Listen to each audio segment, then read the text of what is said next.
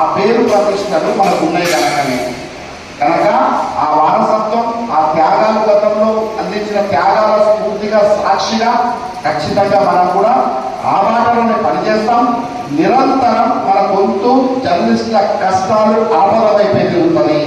మా కోసం పనిచేసి మాకు మేలు చేసేవాళ్ళు జర్నలిస్టులకు ఉన్నోళ్ళే మేము మా వాళ్ళు అంటాము.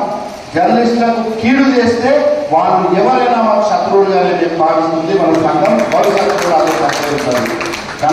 ఆ పేరు ప్రతిష్టలు మనకు ఉన్నాయి కనుక ఆ వారసత్వం, ఆ త్యాగాలు, గతంలో అందించిన త్యాగాల స్ఫూర్తిగా, సాక్షిగా ఖచ్చితంగా మనం కూడా ఆ బాటలోనే పనిచేస్తాం.